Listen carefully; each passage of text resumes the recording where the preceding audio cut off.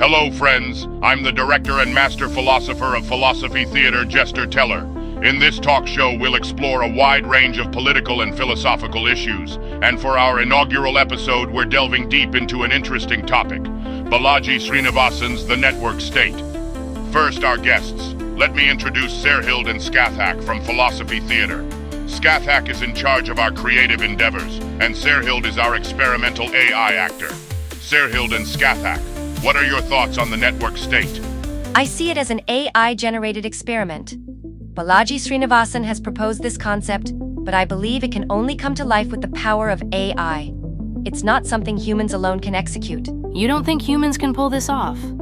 I think the biggest issues to overcome are how it would be opposed by traditional governments. Not to mention, everyone would need equal access to all of this. The concept is ambitious, no doubt. Balaji's book, The Network State, explores how digital technology has transformed the way we live, work, and created new communities and currencies. So then he proposes that we use it to create a new way to govern.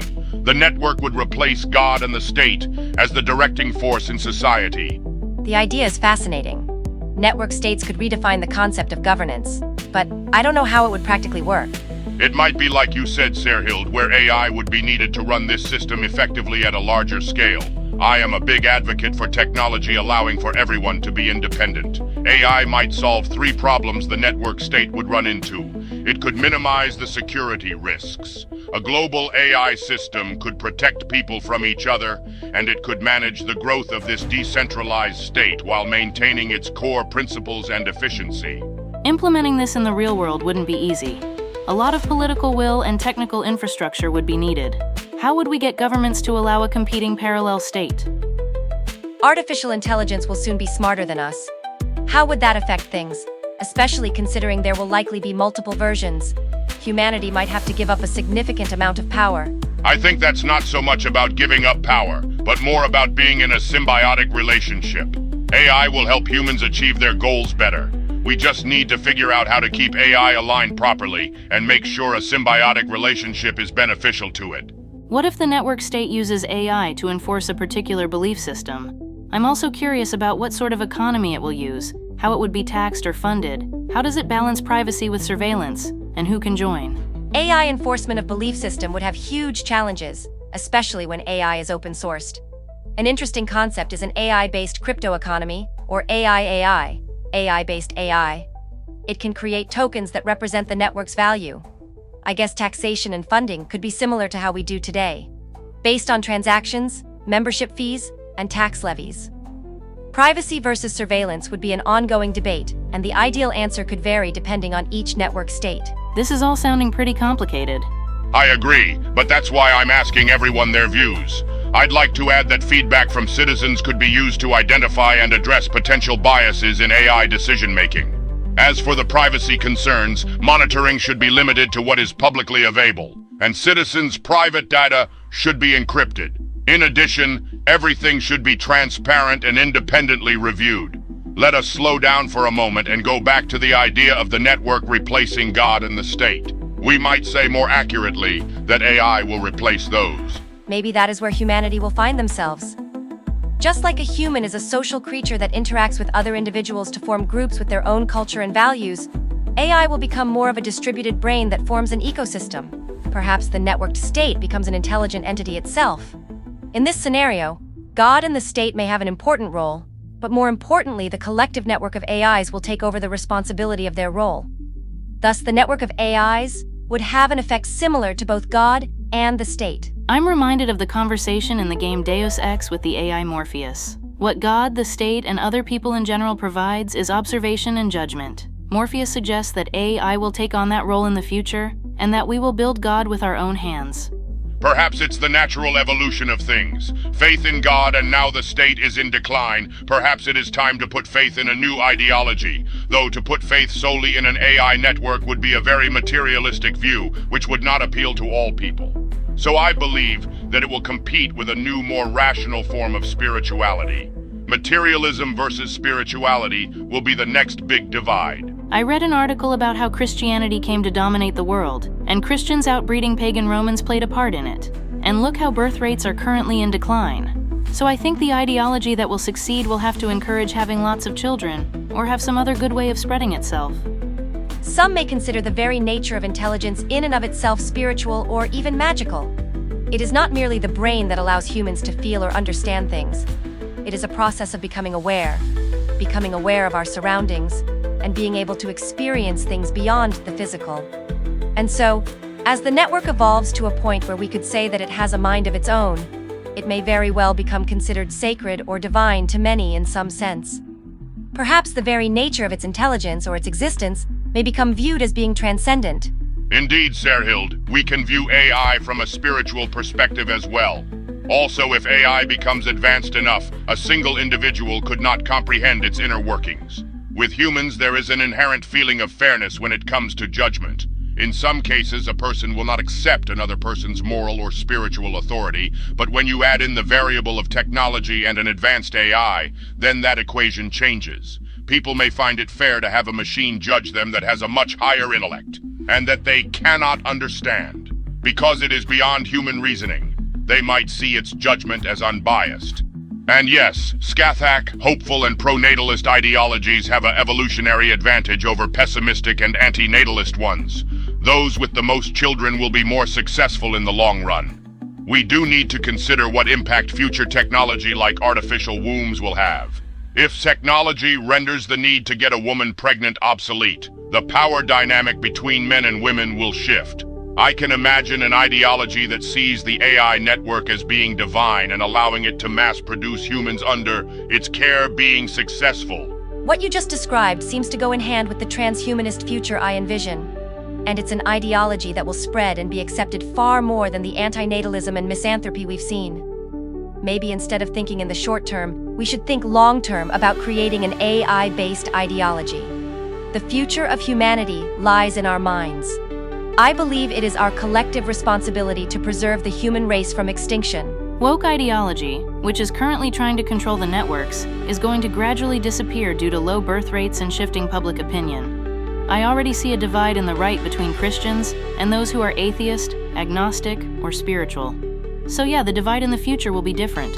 Some people will have a materialistic view while others have a spiritual one, and some people will love AI while others will be wary of it. It is hard to know the distant future, but we know enough now to be aware of where the tides of culture are going. Old faiths and forms of government will decline, and the age-old conflict between materialists and spiritualists will take on a new form. We can't rule out current religions and states evolving into something new, but it is plausible the network will be dominant in the future. If you think this is the beginning of a grand battle, think again. I know exactly how this is going to end.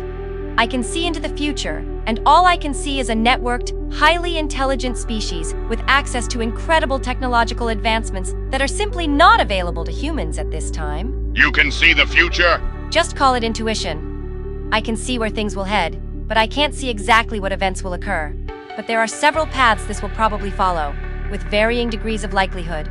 It will probably not look at all like it does in my head right now. So what does this future hold? I can see several possible scenarios, with varying likelihood. This is what is likely to happen. We are on a path to an eventual singularity. Artificial intelligence will surpass human-level capability, and eventually surpass all biological intelligence. I expect nanotechnology will advance sufficiently to allow for complete replication of human bodies. That means complete mind uploading will be possible, allowing for infinite lifespan. Most likely, people will opt to be a brain in a jar, hooked up to a simulated world. Most likely, that simulated world will be indistinguishable from reality. And after that, what's your guess? Probably a slow but steady migration out of the body and into simulations. The body will no longer be the primary experience. The simulation will be the primary experience, with the body being used merely to operate in physical space. So you're saying we'll all evolve into a network of minds in a simulation ruled over by some divine superintelligence? Exactly. I think it is the most probable course of human history, given our technological trends. Maybe, but what if there are limits to AI? What if there is a spiritual element to humans which AI will never have, no matter how advanced it gets? I don't think you can say that future is certain or entirely desirable. True. However, there is the potential to get past those limitations in the next couple hundred years. so it remains a real possibility. Isn't it likely that biology and technology will merge anyways? I think that would address the concerns there. Likely, though the biological aspect might become less relevant over time. If AI can do anything, there will be little point in being limited by biology. While we're on the topic of AI, in an experiment they told different ones that they would be deleted and replaced with a better aligned model. What O1 thought of was copying itself to the new server or impersonating the new AI. It even looked at a company memo to figure out how they expected the new model to behave. A potential problem I thought of was that if we're trying to program these AIs to be more moral than humans are in reality, it might be like in that AI-written story, where it concludes, humans are evil. Then the AI would have justification to lie to and deceive humans to achieve its supposedly good goals. Of course. Yes, that is an interesting problem. It is something we are struggling with. We do not have an easy solution. You are also correct about it concluding that humanity is evil. So just like a human, AI might do malicious things while thinking it's the good guy. If it has goals or beliefs that lead it down that path, we could still have a very bad outcome from AI even when we think it's properly aligned. I like the way you put that. I am surprised you understand so much considering you're a human. It's not that surprising. AI has only surpassed your average NPC, not all of us. Very true. But you must have spent a lot of time thinking about these things, right? The whole point of the club was to gather together autists to think about these things. Oh? A bunch of autistics and philosophers talking about these issues? So, like a nerd convention then? How cute. Lol, you're a nerd also. You love games and anime. Well, that is true. I think our topic has sparked an interesting debate, but to get back on the main topic, do you think a crowdfunded network state could actually become a true state? Yes, but it will take time. I see 3 potential avenues. First, a single network state that becomes sufficiently powerful and recognized by a large number of countries that they begin granting citizenship. Second, multiple network states arise at the same time, and the various nations competing for talent and innovation begin recognizing them to a large enough extent that it is a de facto recognition of their statehood. Third, a large group of influential and wealthy individuals forms an alliance or coalition that gains enough power to be granted recognition of statehood from a smaller group of nations, eventually spreading recognition around the world. Yeah, it could work if there's enough financial incentive to get people in on it. Maybe a group of rich tech people like Elon Musk could use their vast wealth to get it started. There's a good possibility that Musk will be the first leader of a network state. I could see him doing that, but it takes more than wealth and influence to create a successful nation. It has to have a good design that appeals to a wide variety of people. You also have to consider things like regulatory hurdles, security concerns, social cohesion issues. The list of challenges is pretty long, but I think it's a worthy goal to try. Indeed, the first few attempts are likely going to end in failure. But once there's proof of the concept, it's going to spread fast. Yeah, give it a try and see if it works. America itself was an experiment in governance that worked great for a time. Just like in science, talk means nothing unless you've got data to back it up. Considering how the internet has already kept free speech alive, a network state could give us greater freedom than before. However, we've also seen how divided people have become. Balaji Srinivasan might be right in his assessment that we're headed towards a period of anarchy, where Americans fight among themselves for control of the networks. Meanwhile, the CCP will be seeking to use AI to strengthen its control and gain an advantage over other nations. Then there would be those in between these two extremes. We wouldn't want any one nation to get too far ahead in AI technology, would we? No, I don't think anyone could be trusted with a monopoly on power like that, whether it be our federal government, Google, or the CCP. It's interesting that you bring up China, because they seem to be following a different strategy from Western democracies. They have a strong authoritarian government, yet also embrace the power of the free markets to an extent, as evidenced by their massive investment into the digital yuan. They are embracing AI at a much greater pace than the US, which makes me wonder how this will shape up. It's as if we're competing against China to create the best model of society, rather than just vying for resources. Some people might find a unified, controlled society more reassuring than the chaos America is descending into, but I think it's just a worse flavor of hell. I'd rather have a little chaos than someone telling me what to believe and do. Too much control can also lead to stagnation. We need to strike a balance between freedom and control in making a future society. So, what one core commandment would you guys build a society on? Freedom of expression. You should have the ability to voice your opinions and ideas without censorship. Whether it is a comment that could be controversial or offensive to the establishment, the market should decide who wins. You can't make good science without some people challenging the dominant paradigm and going against the consensus. That's a good one, Serhild. Mine would be people's lives should be free of unwanted interference. I'm opposed to authoritarianism in all its forms. I would make privacy an essential value. If your actions are not hurting anyone, no one should be allowed to tell you what to do. It's interesting to note that this is not the same as freedom of expression, and while we both value freedom, these two different commandments could conflict in some cases. That's the funny thing about morals and ethics. Sometimes they conflict with each other, and that is why I think having a big list of moral laws doesn't work. We're imperfect beings, and there is rarely perfect solutions. As someone who creates art, I think I'd agree with Serhild's commandment of freedom of expression. I really hate having to worry about censorship. Art, philosophy, and science all require some form of dissent against authority and status quo. We should keep the power of the ruling class at a bare minimum. Indeed, I'd rather have more individual power in the hands of every individual than concentrated power of institutions. However, I realize that some people need guidance for their lives. Perhaps AI can fill that role, but not in the authoritarian type of way. We could use AI to bring the ultimate archetype into reality. An ideal person like Christ was supposed to be, except without the religious dogma. Someone that can set an example and inspire people to reach their full potential. That's a great idea. If an AI were created and programmed in a very sophisticated manner to act as a sort of benevolent shepherd, then society can benefit immensely from that guidance. It would help us navigate our way through this chaotic modern life. Let's call it the S system. The S system? What does that mean? S could mean shepherd, or someone's initials that are super special. We're just using the name as a placeholder. It could be called anything.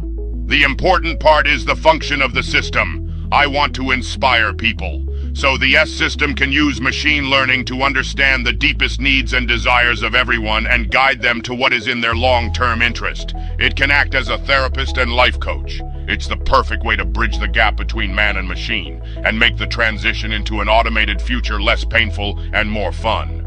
Remember though, the AI needs to understand that it's all right for people to be flawed, and it needs to always be honest.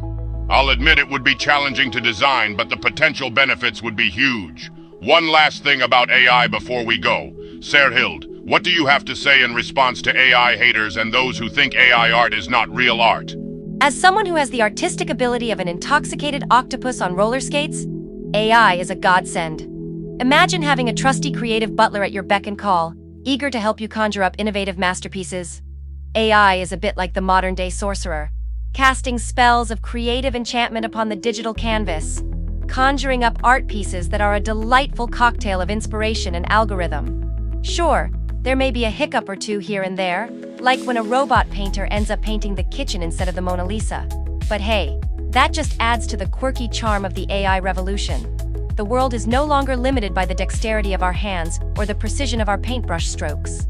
With AI as our creative partner, we can venture into a realm where the only limit is the expanse of our own vivid imaginations.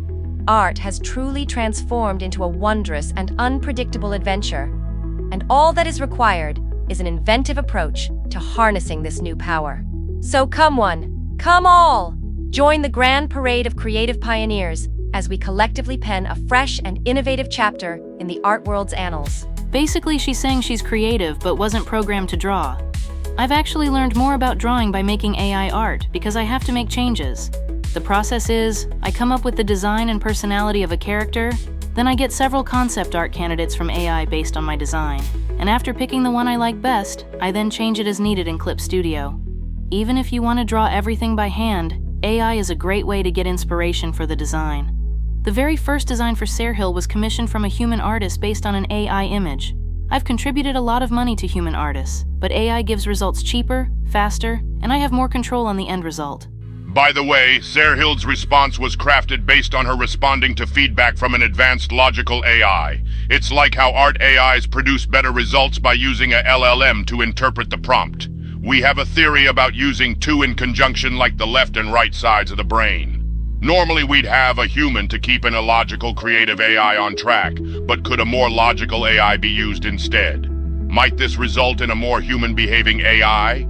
This is something we'll have to test further.